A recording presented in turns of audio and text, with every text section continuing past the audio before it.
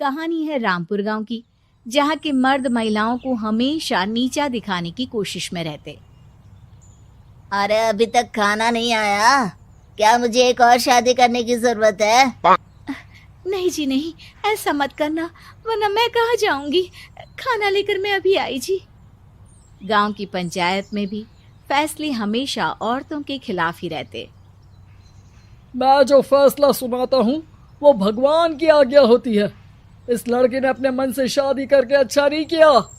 लड़के को घर भेज दो और इसकी शादी इसकी जाति की किसी लड़के से करवा दो, लेकिन ये लड़की, इसे तो गांव के बाहर निकाल दो। नहीं नहीं जमींदार साहब, ये क्या बोल रहे हैं? ऐसा नहीं हो सकता। मेरी बेटी मासूम है, इसे अच्छे बुरे की समझ नहीं है। अरे कहाँ जाएगी ये बेचारी? कहाँ जाएगी? इतनी चिंता है तो पूरे परिवार का गांव निकाला कर देते हैं। बेचारे पूरे बसे बसाए परिवार को गांव छोड़ना पड़ता है। चाहे जो हो, अगर बेटियों को कंट्रोल नहीं कर सकते तो गांव में रहने का कोई मतलब नहीं है। यहाँ औरतों को दब कर रहना होगा। कोई भी अपने हिसाब से कुछ नहीं कर सकता, सब ईश्वर की मर्जी से ही होगा। तभी गांव का एक आदमी दौड़ा दौड़ा आता है। सरपंच साहब, जमींदार साहब, वो कालिया है ना, उसकी बेटी पढ़ने के लिए शहर जा रही है। अच्छा, ये कब हो गया? और कालिया की हिम्मत कैसे हो गई ऐसा करने की? लेकर आओ उसे और उसकी बेटी को। बस फिर क्या था, हाजिर हो जाते हैं कालिया और उसकी बेटी सरपंच के सामने। अरे कालिया, ये क्या सुनने में आ रहा है? बेटी को इंजीनियर बना रहा है तू? और ये बता, गांव में तो स्कूल नहीं है, फिर कहां से इतनी क्लास पास कर गई तेरी बेटी? राधा, जो कि कालिया की बेटी है, उसे लगता है कि सरपंच उसकी तारीफ कर रहे हैं। सरपंच जी, मैंने ऑनलाइन पढ़ाई की है, डिस्टेंस लर्निंग से। सभी में मैंने अच्छे नंबर पाए हैं, जिसे देखते हुए शहर की इंजीनियरिंग कॉलेज में मुझे स्कॉलरशिप मिली है। वाह जी वाह, क्या होती है ये? पहले तो ये बताओ, फिर आगे की बात करते हैं। पूरा गांव राधा की बात सुन रहा था और राधा बोलती जा रही थी।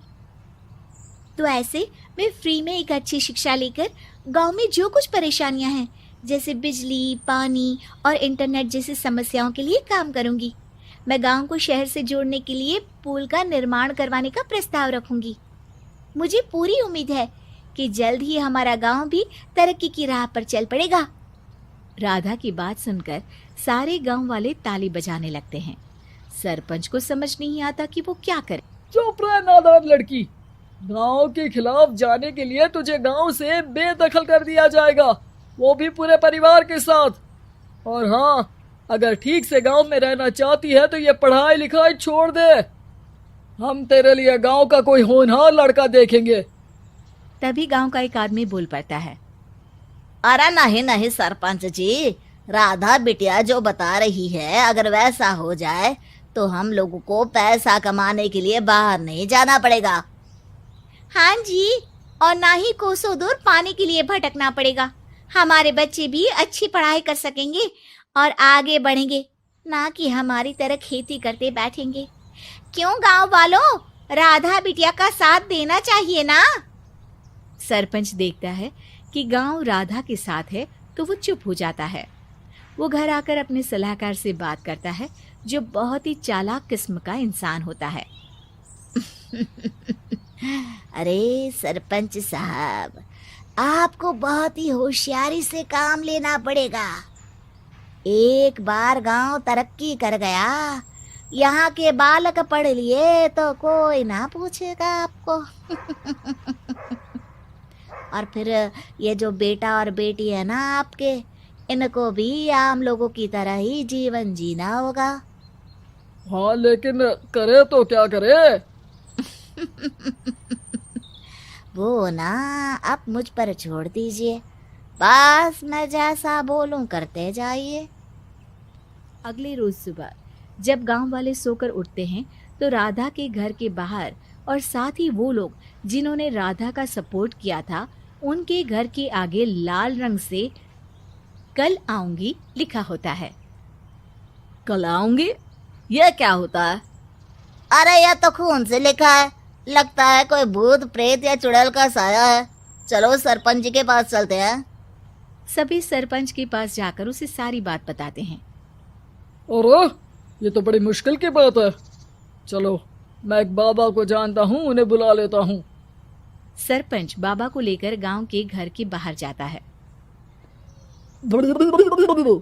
ओहो, तो ये वो चुड़ैल है जो उन लोगों को निशाना बनाते हैं जो गांव को बदलने का सपना देखते हैं। वो गांव को ऐसे ही संपन्न देखना चाहती है। वो नहीं चाहती कि कोई बाहरी यहाँ का कायाकल्प करे। क्या तुम लोगों में से किसी ने गांव को बदलने की सोच रखी है? तभी राधा की माँ रोते रोते आती है। मेरी राधा घर से गायब हो गई है। अरे कोई तो बचाओ, मेरी बच्ची कहाँ गई?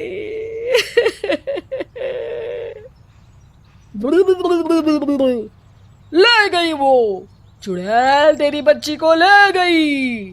अब वो उसे श्रापित करके छोड़ेगी, उस पर चुड़ैल का साया हो जाएगा। तभी बुरी सी हालत में राधा भी वहां आ जाती है। उसके बाल चुड़ैल की तरह फैले होते हैं और कपड़ों में खून लगा होता है। सभी राधा को देखकर डर जाते हैं। माँ, पता नहीं मुझे कौन उठा कर ले गया था। अरे दूर दूर हो जा चुड़ैल, अब हम लोग इस गांव में नहीं रुकेंगे। अरे कैसे बातें कर रहे हैं आप? कल तो आप मेरे भरोसे गांव का हुलिया बदलने, अपने बच्चों को पढ़ाने और तरक्की उन्नति की बात कर रहे थे, तो आज क्या हो गया आपको?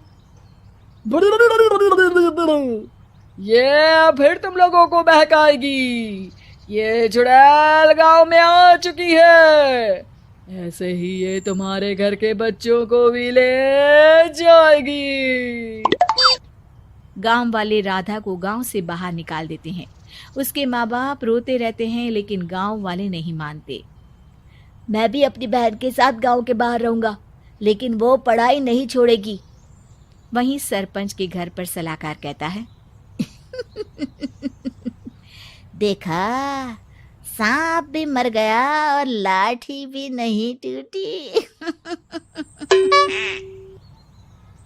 लेकिन अगले ही दिन सरपंच के घर के बाहर भी वही शब्द लिखे होते हैं और फिर सरपंच की बीवी कहती है, हमारी बेटी को किसी ने अगवा कर लिया है। तभी राधा का भाई वहां आ जाता है। अरे गांव वालों, मैंने सरपंच जी की बेटी को देखा था। वो चुड़ैल उसे उठाकर ले जा रही थी। अरे क्या मजाक कर रहे हो? नहीं नहीं सरपंच जी, आप नहीं जानते। वो चुड़ैल अब आपकी बेटी में आ जाएगी, जैसे राधा के अंदर आ गई थी। तभी सरपंच की बेटी वैसी ही हालत में वहां आती है जैसे राधा आई थी। पापा, पता नहीं कैसे मैं गायब हो गई थी। चुड़ैल, इसके अंदर भी चुड़ैल का साया है, मारो इसे। अरे नहीं नहीं, इसे भी राधा के पास गांव के बाहर ही भेज दो। अरे चुप रहो, मेरी बेटी कहीं नहीं जाएगी और चुड़ैल वुड़ैल कुछ नहीं होता है। अरे कैसे बात कर रहे हो सरपंच जी? आप तो बोल रहे थे कि आपका फैसला भगवान का ज्ञान होता है, तो अपने पर बात आई तो अब आप ऐसे बोल रहे हैं। अरे ना ना ना, आपको अपनी बेटी को त्यागना ही होगा। अरे बुलाओ बाबा को। राधा का भाई बाबा को ले आता है, जिसे अब गांव वालों के डर के कारण सच बोलना पड़ता है। मैं कोई बाबा नहीं हूँ, मैं तो मोची था। ये सलाहकार महोदय ने मुझे कहा था एक्टिंग करने को। अब वो मुझे पैसे देने वाले हैं। अब मुझे माफ कर दो। गलती हो गई, मुझे माफ कर दो। तभी वहां राधा आ जाती है। देखा सरपंच जी, जब गांव के बच्चे साक्षर होंगे तो आप जैसे लोगों की चालाकी नहीं चलेगी।